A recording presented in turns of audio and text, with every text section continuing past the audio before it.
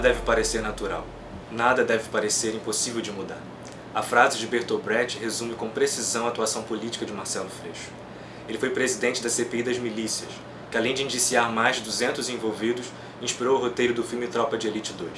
Foi também presidente da CPI do tráfico de armas. Sua luta e combate às milícias rendeu muitas ameaças à sua vida. Freixo precisou sair do país no final de 2011.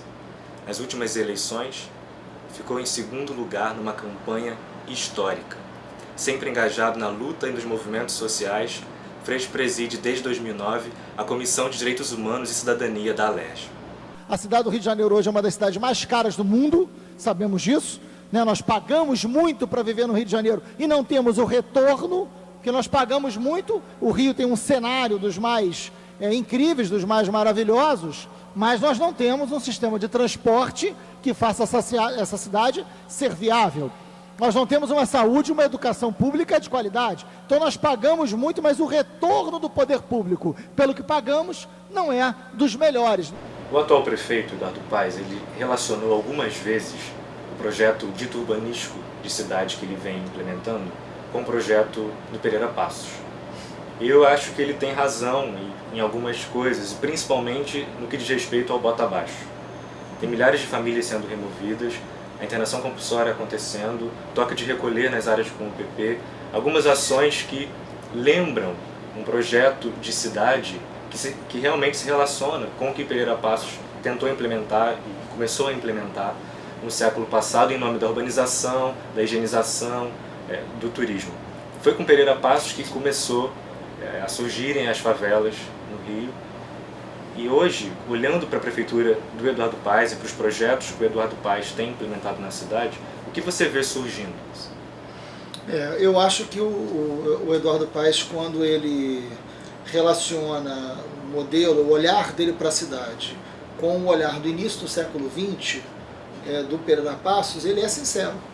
E eu quero dizer que acho que ele está certo.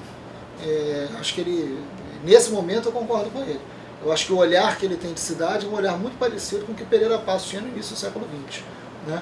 É uma pena nesse sentido, porque eu discordava do Pereira Passos enquanto professor de História. Eu acho que não era a melhor coisa para a cidade do Rio no início do século XX, não posso achar, inclusive, que seja o melhor no início do século XXI. Se já não era bom naquela época, imagina agora.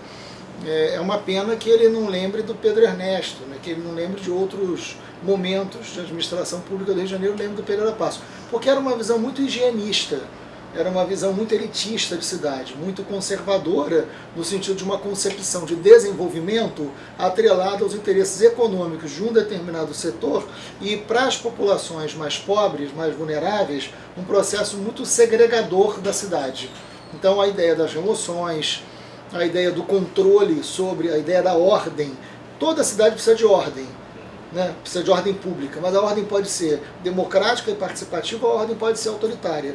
O Pereira Passos tinha um olhar de ordem autoritária, o Eduardo reproduz essa ordem autoritária de perseguição, né, de criminalização da pobreza. Então nós tínhamos ali, né, isso, enfim, foi muito claro na campanha, duas concepções de cidade, não são só duas ideologias, mas duas concepções de cidade muito distintas, né, da ideia do que o Rio de Janeiro pode ser. O Rio é uma cidade espetacular, uma cidade que nós nos encantamos, gostamos, é um cenário visual urbano premiado recentemente pela Unesco, mas a cidade não é só o visual urbano, a cidade é vida, a cidade é dia a dia, a cidade é trabalho, a cidade é transporte, a cidade é saúde, a cidade é a escola, né? Então nesse sentido o Rio é uma cidade hoje muito cara, caríssima para se viver, e você não tem um retorno do que você paga, principalmente no que diz respeito aos elementos mais básicos da cidadania.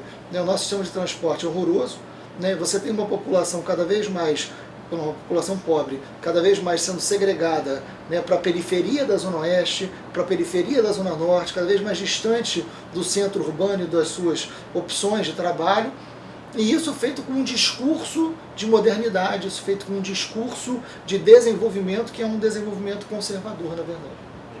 Se você é pobre, se você é favelado, se você é de origem nordestina ou é negro e desapareceu, talvez você tenha culpa de alguma coisa.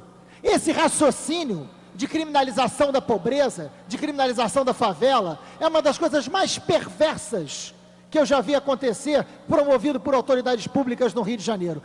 O filósofo Gilles Deleuze faz uma crítica muito direta à defesa dos direitos humanos. Ele pontua que os direitos humanos caíram numa abstração e ficaram muito distantes da realidade concreta das populações.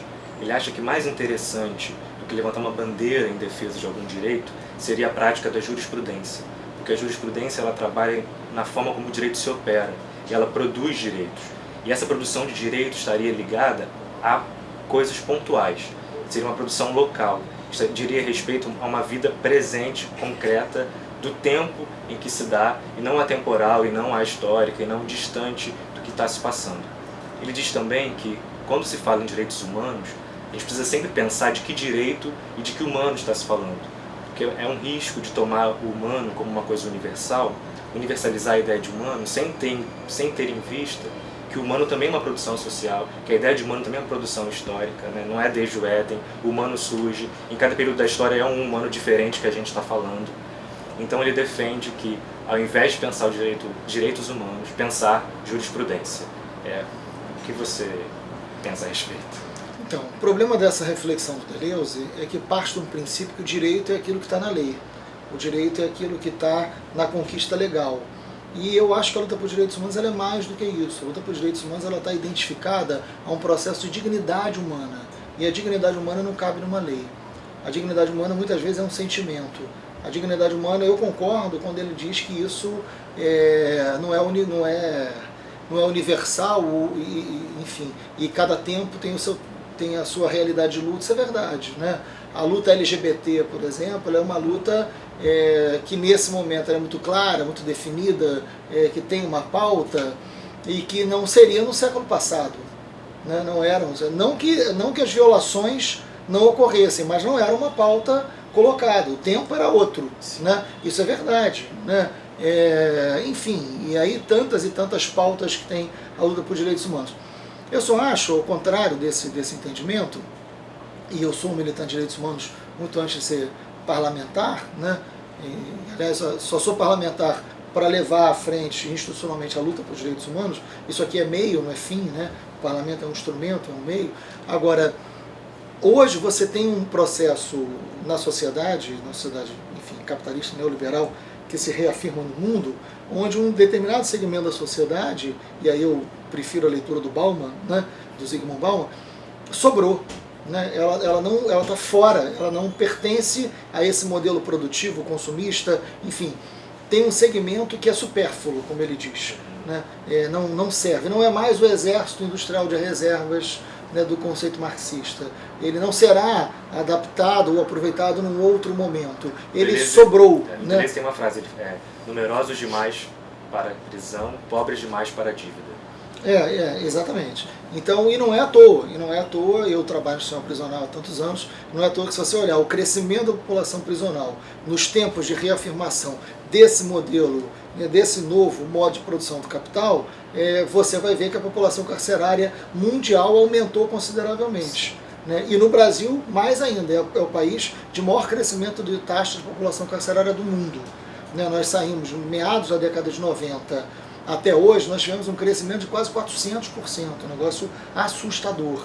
Né, muito acima do nosso crescimento populacional, incomparável. Hoje o Brasil já é a quarta população carcerária do mundo. Eu ontem visitei uma unidade prisional e chamei a atenção de um amigo que estava comigo, falei, olha para o pátio dessa prisão. E quando ele olhou, perguntei, o que você está vendo? Aí ele falou, está muito cheia, está lotada a prisão. Aí eu falei, mais do que isso, está lotada de jovens, pobres, negros, de baixíssima escolaridade e todos moradores de periferia de favela. A prisão é um espaço institucional para dar conta dos supérfluos. É uma maneira muito cara de tornar as pessoas piores. E isso é mundial. Por quê? Porque determinados segmentos sobraram. Eles estão fora desta concepção de sociedade que está aí. Nesse contexto, por que eu estou dizendo isso? Porque nesse contexto, a luta por direitos humanos, no meu entendimento, se redefine como o principal eixo de luta de classes. Porque a luta de classes hoje, ou a luta do capital e do trabalho, não se dá mais só em função da lógica do emprego, ou do salário, ou do desemprego. Se dá em cima da dignidade humana, se dá em cima daqueles que são reconhecidos como humanos, portadores de direitos, daqueles que são pessoas detentoras de dignidade ou não. ou pessoas que se retira tudo, mais do que o direito legal, mais do que o direito à moradia, o direito ao transporte, o direito à educação pública, o direito à existência, o direito à dignidade, o direito a reconhecimento como pessoa. É disso que a gente está falando. Então a luta por direitos humanos, ela é maior do que um processo legal. Ela é maior do que uma jurisprudência. Ela reafirma hoje uma nova concepção de luta de classes. E é por isso que eu acho que é o principal eixo de luta de construção de uma outra sociedade. Esse praça hoje é uma resposta a essa lógica política. Foi essa campanha que trouxe a juventude de volta para a praça pública. Foi essa campanha que fez a juventude voltar a acreditar na política. Não tem preço que pague, não tem preço que compre algo assim. Na sua campanha nas últimas eleições, iniciou um movimento nomeado Primavera Carioca, um termo que foi tomado de empréstimo da Primavera Árabe. E a Primavera Árabe, ela tem como uma da sua maior exigência a democracia e a luta pelos direitos, inclusive direitos humanos, nesses países. Sim. Em que essas populações estavam totalmente descuidadas politicamente e ignoradas politicamente pelos seus ditadores, por aqueles que ocupavam o poder há tanto tempo. Toda a movimentação da Primavera Árabe, ela não foi partidária, né? O movimento ele aconteceu principalmente com a força das redes sociais e sem vínculo com nenhum partido político. A Primavera Carioca, ela nasce no seio de uma disputa eleitoral a partir de um pensamento representativo de política. Você entende, como você percebe essa diferença, e você acredita que a luta partidária, no caso do Rio de Janeiro, é o melhor caminho para uma revolução na gestão e no modo de pensar a cidade? A campanha foi uma campanha vitoriosa pedagogicamente, né? Eu acho que tem muitas maneiras de você ler uma campanha. E não estou dizendo isso para arrumar uma maneira de dizer que a gente não perdeu. Nós perdemos a eleição. Nós hoje não temos a prefeitura na nossa mão. Mas nós ganhamos muitas outras coisas para além da eleição. Trouxe um reconhecimento, um olhar sobre a cidade, trouxe pontos que a gente queria fazer o debate mais profundo, trouxe a participação da juventude, que eu acho que é um ponto que nos assemelha a essa enfim, grande transformação do mundo árabe, né? E eu lembro quando surgiu Primavera Carioca, eu estava num debate do Roda Viva, né, um fogo cruzado enorme, e naquele debate um dos jornalistas, eu já nem me lembro qual, um dos jornalistas me perguntou: mas a sua campanha é uma campanha que tem muita juventude, que tem uma nova linguagem nas redes sociais, e que se apresenta de uma maneira muito diferente do que a própria esquerda se apresentou até então, né, com uma capacidade de diálogo muito mais ampla do que cabe em um ou outro partido, não interessa qual seja. Aí ele falou: isso é uma primavera árabe? E aí eu brinquei, eu falei: não, é uma primavera carioca, né? E aí ficou. Né, colou esse negócio de primavera carioca, e eu acho que a identidade que tem é exatamente isso que você identifica. Foi um movimento, um grande movimento, com uma campanha com uma enorme capacidade de diálogo com um setor que não dialogava com nenhum partido, necessariamente. Eu acho que o PSOL cumpriu um papel muito importante de amadurecimento didático, pedagógico, de ter a capacidade de entender que não cabia dentro dele e dentro de nenhum outro partido todo esse movimento para uma outra cidade que surgia, né? Eu acho que o partido, a luta política eleitoral, ela é uma luta partidária. Você precisa ter um partido para ser candidato. É assim a nossa legislação, né? Se isso é bom ou ruim, é um outro debate, mas é assim.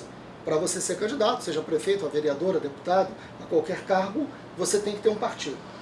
Eu só acho que o partido pode ser mais do que cabe dentro dele. Eu acho que isso o pessoal está conseguindo fazer, espero que consiga fazer ainda mais. Eu acho que você tem que ter um programa. Nós apresentamos um programa, nós tínhamos uma proposta de cidade para todas as áreas e de uma concepção de cidade, né, que vai para além dos setores. Nós temos um programa escrito, registrado. Como é que a gente fez esse programa? Nós chamamos o conjunto da sociedade. Chamamos desde os técnicos, que não são filiados a partido nenhum, chamamos pessoas que conhecem a cidade, que vivem a cidade, chamamos movimentos sociais para diversas conversas sobre a cidade. A partir desses encontros surge um programa. E a partir daí surge uma campanha que é muito maior do que um partido ou outro, que é muito maior do que uma aliança. Em nenhum momento eu olhei para a cidade e falei: quem vai me dar mais tempo de TV? Que sociedade eu vou formar né, sociedade de negócios, que eu vou formar para ser prefeito. Isso não é um negócio, isso é um projeto político que envolve as vidas. Então eu não me preocupei com esse tempo de TV para fazer aliança. A aliança que eu queria fazer era com quem vive concretamente a cidade, com quem sonha com a cidade, com quem tem desejo na cidade, com quem vive a possibilidade de uma outra cidade. E essa aliança nós fizemos. Essa aliança não nos deu mais dinheiro, nem nos deu tempo de TV, mas nos deu a possibilidade de fazer uma campanha como eu acho que nunca tinha existido no Rio de Janeiro. Para a gente encerrar, eu queria que você dissesse qual é a fonte do seu otimismo. O que te faz perseverar, o que te faz correr riscos, o que te faz continuar trabalhando tanto? Olha, não é um mandato, não é uma missão, como muitos acham. Eu sou um militante de direitos humanos. Eu acredito plenamente que é possível a luta. Eu me faço da luta, enfim, eu não tenho. Você me pergunta assim, qual o objetivo, onde é que você quer chegar? Eu quero continuar andando, né? Eu quero continuar fazendo. Não tem um lugar para chegar, não tem uma conquista a ser feita, né? Prefeitura, é isso? Não é um cargo. Eu acho que a gente é movido por sonhos, por utopias, né? Tem uma poesia que eu uso sempre, do Mário Quintana, que eu gosto muito, que é das utopias, que ele fala, se as coisas são inatingíveis, isso não é motivo para não querê-las. Né? O que seria dos caminhos se não fosse a mágica e distante presença das estrelas. Eu acho que a vida movida pela utopia, que não significa não ter conquistas reais, não concretizar as coisas, ela é fundamental, né? O que me move é acreditar nas minhas utopias e fazer com que elas se aproximem da realidade, né? Como diz o Galeano, né? Enfim, você tem que dar um passo de cada vez, você vai dando um passo, percebe que o teu desejo está mais na frente. Você dá mais 2 passos, está mais distante. Por que isso acontece assim? Para que eu continue andando, né? Para que eu continue seguindo. Freixo, muito obrigado. Obrigado.